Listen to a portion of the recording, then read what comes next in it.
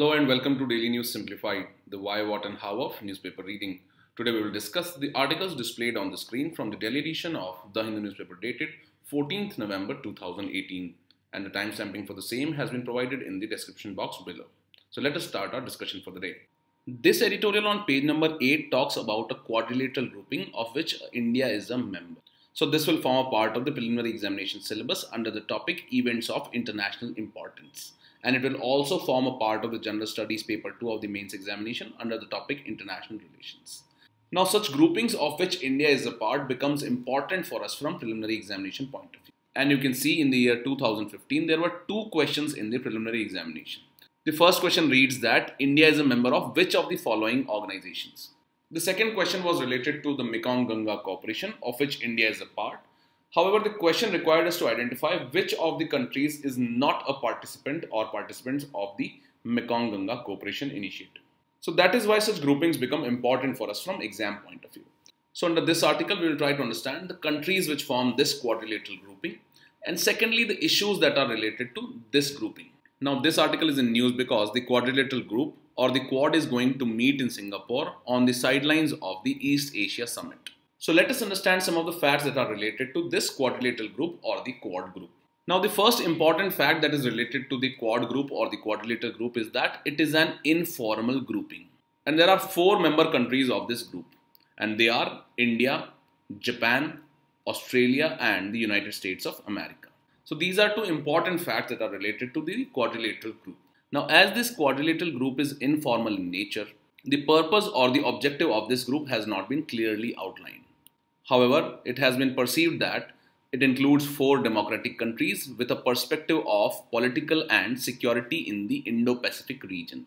So this is the purpose that has been outlined by various analysts of the international relations. Now as the objectives and the purposes of the quadrilateral group have not been outlined, the various analysts have analyzed that the demand for such a group came as a reaction to China's emergence as a great power.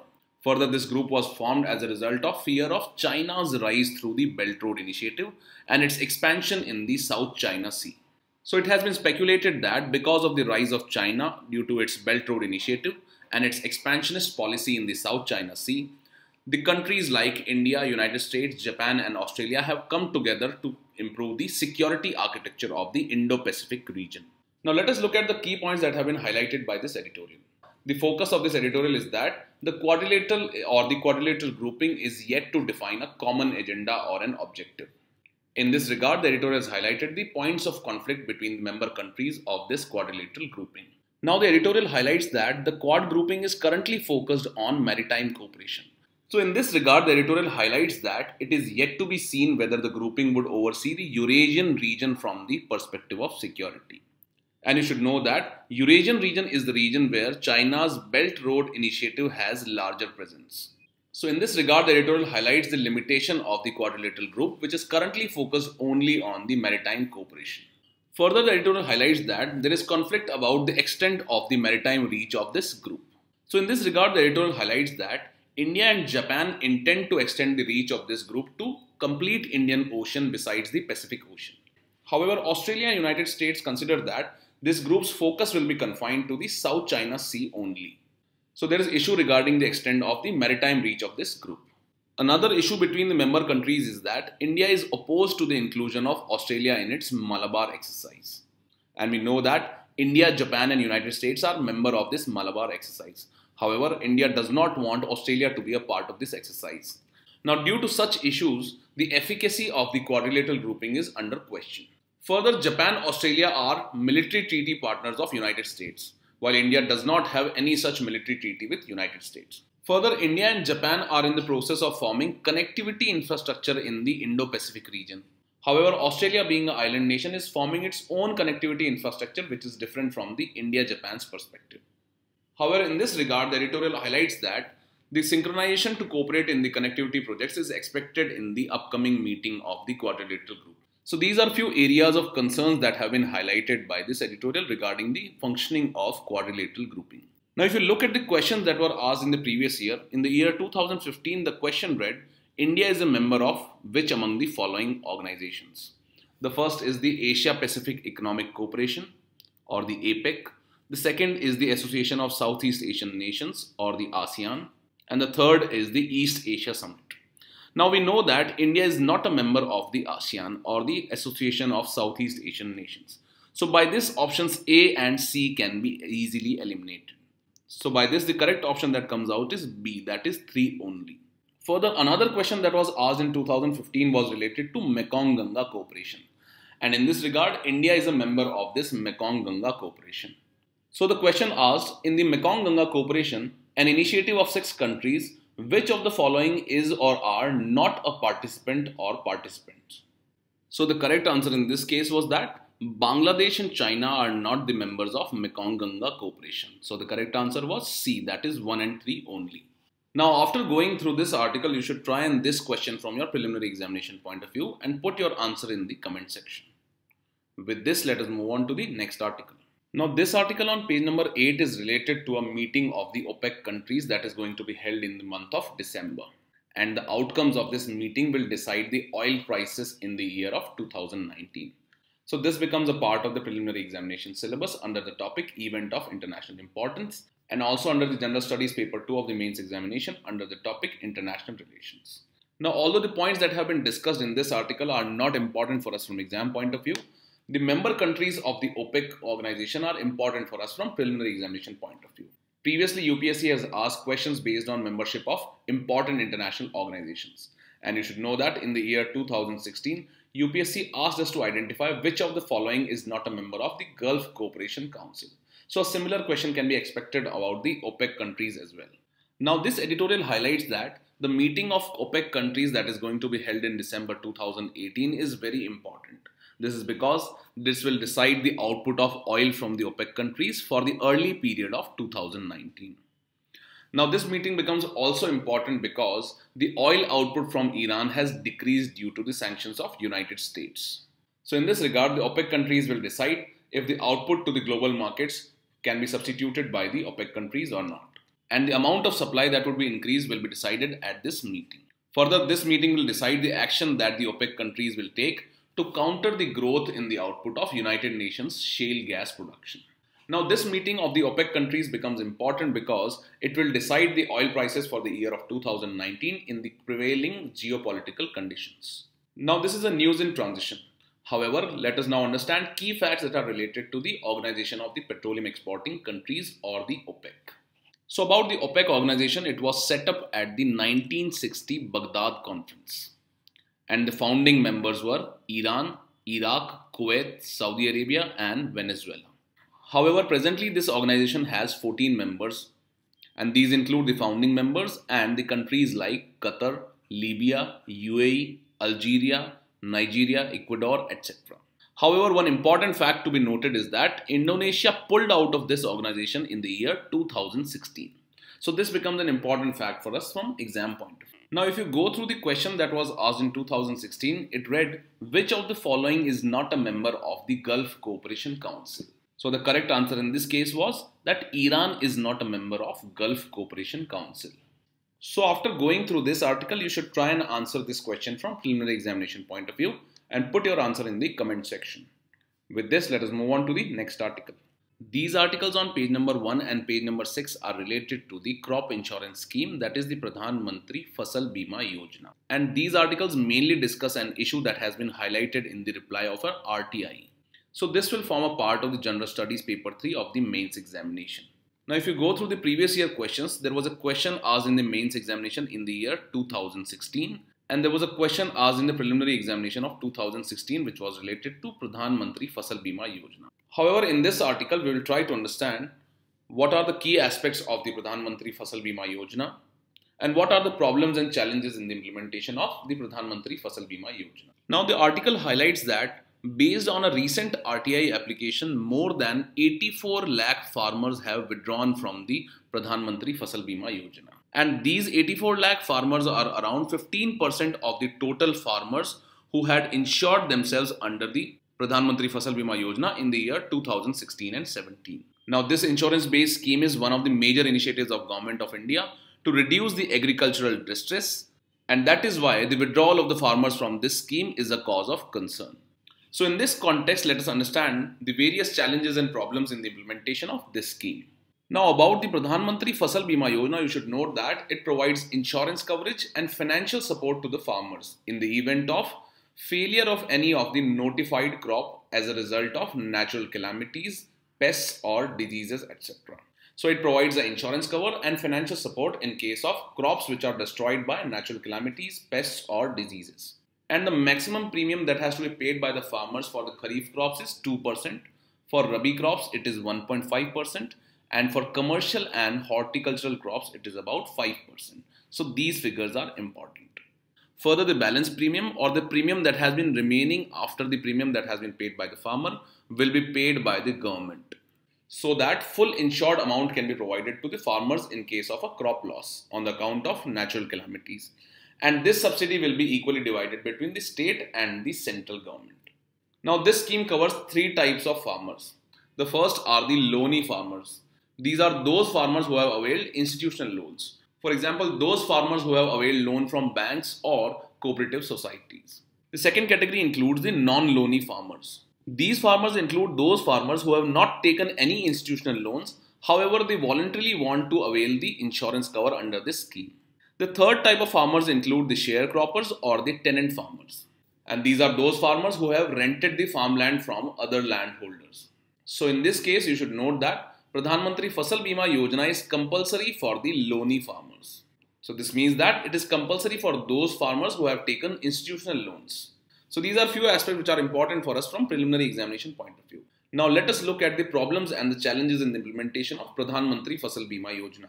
Now regarding the problems and challenges in the implementation of Pradhan Mantri Fasal Bima Yojana, the first one includes the negligible coverage of sharecroppers and the tenant farmers. Now these sharecroppers and tenant farmers are included in this scheme. However, when it comes to implementation, these farmers, that is the sharecroppers and the tenant farmers, are not getting benefits from the insurance scheme. Now the primary reason for the failure of giving the benefits to sharecroppers and tenant farmers is that these farmers needs papers or certifications to prove that they are farming as tenant croppers or the sharecroppers. However, this has not been feasible because most of the state governments have either legally banned or imposed restrictions on the agricultural land leasing. So this has not been possible for the tenant farmers and the sharecroppers to present papers or certifications. This is because the state governments have banned the legal land leasing in their states. Now the implementation of Pradhan Mantri Fasal Bima Yojana has been discouraging mixed cropping and crop diversification. This is because only a limited number of crops are notified by the states under the Pradhan Mantri Fasal Bima Yojana. And only on these crops can anyone avail the insurance. So this acts as an impediment to the crop diversification or the mixed cropping. And you should know that the Fasal Bima Yojana covers only limited number of food crops and oil seeds besides certain crops which are included under the horticulture. So due to this limitation, the Fasal Bima Yojana has been discouraging crop diversification and mixed cropping. Now the third major challenge in the implementation of Pradhan Mantri Fasal Bima Yojana is that there is poor awareness about this scheme.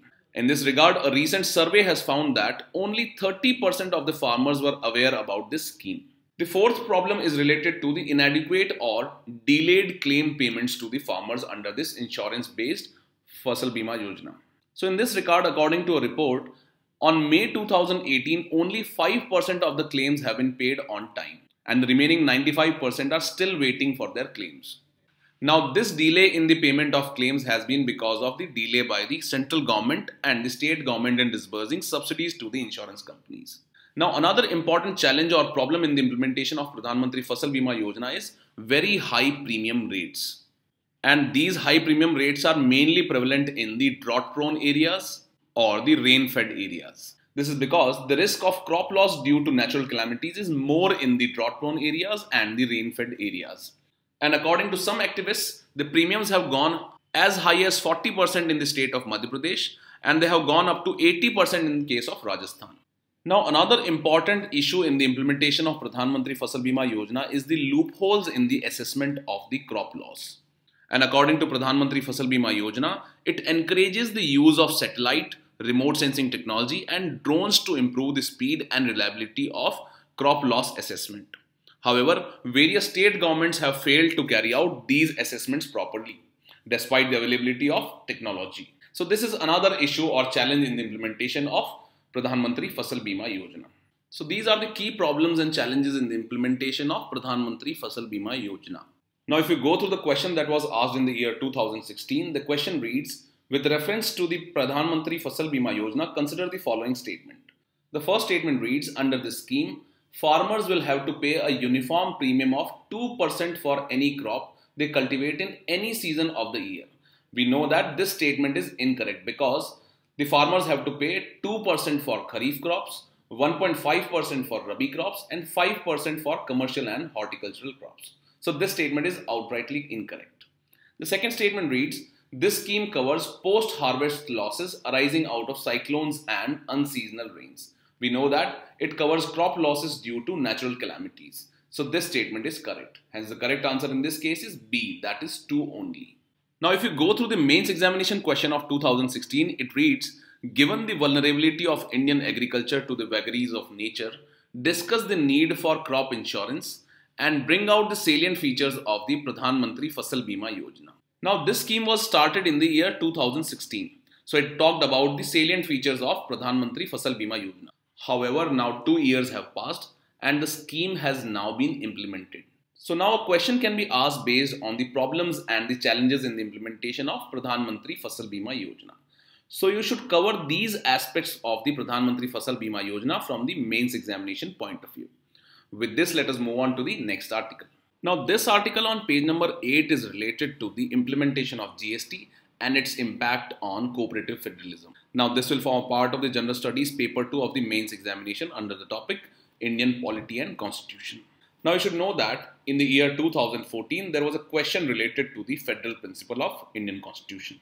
Again in the year 2014 there was a question related to the concept of cooperative federalism. Further in the year 2017 there was a question related to the GST and its impact on the taxes. So these are few questions that have been asked in the past years in the mains examination which are related to federalism or the impact of GST on the Constitution. Now simply understood, the cooperative federalism in general is a concept wherein the central government, the state government and the local governments interact cooperatively and share their responsibility in the governance of the system. So in this regard, the author has highlighted the challenges that the cooperative federalism faces due to the implementation of the GST. Now in this regard, the author has highlighted that center is more powerful as compared to the state governments. In this regard, the author says that federalism is the basic feature of Indian Constitution. However, the central government is superior in terms of legislative powers, which include residuary powers over the states. Now we know that in the Indian Constitution, the legislative powers have been divided between the center and the states in the central and the state list as well as the concurrent list. However, there are certain situations in which the central government can legislate in the state subjects as well. So in this regard, the legislative power of the central government is superior as compared to the state government. Now in this regard, the author says that the taxing provisions or the provisions which are related to taxes is another contentious issue between the center, as the center is more empowered under the newly enacted Goods and Services Tax Act. In this regard, the author says that the constitutional amendment under the GST has subsumed most of the state taxes which were earlier levied by the state governments. So this has made the central government more powerful as compared to the state governments. Further, the author has highlighted another anomaly that has been introduced in the Constitution after the enactment of the GST Act. So in this regard, the author says that as per the Article 269A of the Constitution, the powers to make recommendation in relation to sharing of taxes from the interstate trade has now been given to GST Council and it has not been given to the Finance Commission of India. However, if you go through the Article 270, the taxes levied under the GST laws will be shared in the manner prescribed by Finance Commission. So there is an issue of overlapping jurisdiction. So simply the author has highlighted that the functions of the GST Council and that of the Finance Commission are now overlapping. Now further regarding the role of Finance Commission, the author highlights that under Article 275, there is a provision for statutory grants or the grant in aids which is provided to the states. Now due to the presence of this article in the Indian Constitution, the power to make laws related to the Article 275 are only with the Parliament, and due to this, the states have no role to play. Further, the recommendations of the Finance Commission are placed before Parliament only and not before the state legislative assemblies. So in this regard, the states now have lesser role in the debate related to Finance Commission recommendations. Further, there is no provision for an aggrieved state to challenge the report of Finance Commission on certain grounds. So these are the key issues with the powers of Finance Commission that have been highlighted by the author in this regard. Further, the author has critically analyzed the role of GST Council. In this regard, the author says that the Goods and Services Tax Council will decide the modalities or the methods by which the disputes which arise from its recommendations will be resolved. However, in this regard, the author says that no such method or modality has been devised by the GST Council.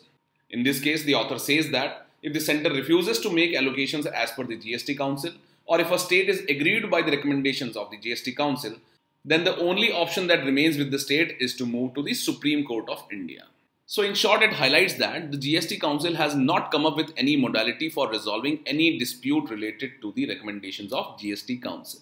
Now regarding the features of Indian federalism, you can go through any standard book like Lakshmikant. However, the points that have been mentioned in this article can be used in answering the questions that have been asked in the previous years. For example, you could have used the points that have been highlighted in this article in writing this question that was asked in year 2014. And this question talks about the dominance of centre in the field of federalism. Further, the question that was asked in 2015 asked us to highlight the drawbacks in the existing structure in achieving the concept of cooperative federalism. So these points can also be used in answering this question. So in this manner, some of the points that have been highlighted in the article can be used in answering questions related to the cooperative federalism. So with this, let us move on to the next article. This article on page number 7 reads that the Ministry of Agriculture is trying to come up with a new index to check the ease of doing agricultural business. Now this will form a part of the General Studies paper 3 of the mains examination under the subtopic Marketing of Agricultural Produce. And previously there was a question asked in the year 2014 which was related to the marketing of agricultural produce. And it was related to the Agricultural Produce Marketing Committees or the APMCs. So under this article we will try to understand what are the parameters based on which this index has been formed. Further, why was there a need for creating such an index? And also we will learn about an index which has been created by the Niti Aayog in the year 2016 and which is also related to the modernization of agriculture. Now the first thing to note about this index is that the states will be ranked based on this index. And there are 6 major reform parameters that have been included in the calculation of this index. So the first parameter includes the marketing reforms and it has the highest weightage of about 25 and can be seen in the figure here that 25% weightage has been given to marketing reforms. And these reforms can include the implementation of Model APMC Act. Has the state joined the e-NAM initiative or the Electronic National Agriculture Market Platform? Further, this marketing reforms parameter will also include what special treatment has been provided to fruits and vegetable marketing. So these are some of the sub-aspects of the marketing reform parameter. The second parameter includes the reducing the cost of inputs and it has a weightage of 20%. And these input costs will include the cost of fertilizers, the cost of seeds, etc. The third is related to the governance and land reforms. Now this aspect is further related to the reforms related to leasing of land. The fourth aspect is related to risk mitigation and it has a weightage of 50%. So this aspect can be related to the implementation of the crop insurance schemes like the Pradhan Fasal Bima Yojana. The fifth is related to the increasing production and productivity which has a weightage of 10%. And the last parameter includes the investment in agriculture which has a weightage of 10%. So these are the 6 parameters which will be included in calculating this index.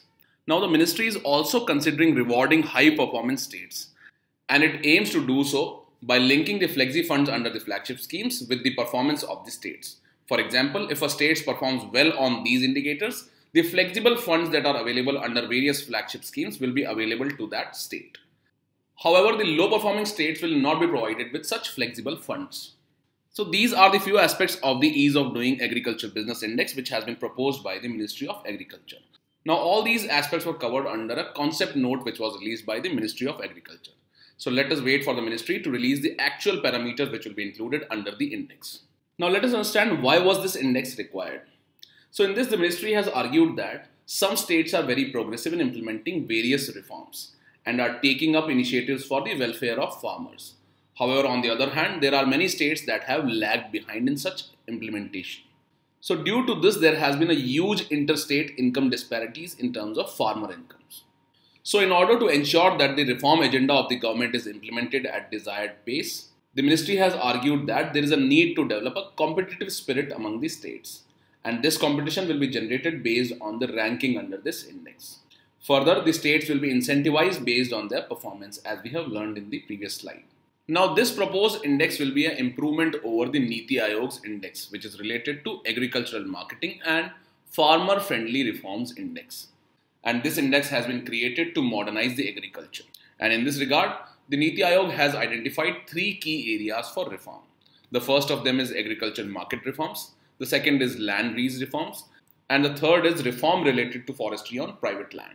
Now, under the agricultural market reforms, it is related to the implementation of provisions of Model APMC or Agriculture Produce Marketing Committees Act. Further, it will also analyze if a state has joined the ENAM or the Electronic National Agriculture Marketing Initiative or not. Further, if the state is providing special treatment to fruits and vegetables for marketing, and what are the level of taxes in the mandis of that state. So based on this, the agricultural marketing reforms will be calculated. And this will form a part of the index which is created by the Niti Aayog. Now the second part of this index is related to land lease reforms, and it will analyze the restrictions that are imposed on the leasing of the land. Further, what would be the rights and obligations of a tenant, and what would be the rights and obligations of a landowner in such cases. The third reform is related to the forestry on private land, and this has been taken into this index in order to represent the opportunity for the farmers to diversify farm businesses. So the proposed ease of doing agricultural business index by the Ministry of Agriculture will be an improvement over the Niti Aayog's agricultural marketing and farmer friendly reform index, because it will include three additional aspects under the index. The first is related to investment in agriculture, the second is related to input costs, and the third is related to production and productivity. And besides these three factors, the new reform will also include the three factors which are related to agricultural marketing reforms, the land leasing reforms, and the risk mitigation reform, which includes the diversification of farm businesses. So these are few aspects of the new index proposed by the Ministry of Agriculture and the previous index which was created by the Niti Aayog. However, the index has not been released yet by the Ministry of Agriculture, and let us wait for the ministry to release this index. So this is a news in transition. With this, we have come to the end of today's discussion. Now let us move on to the question for the day.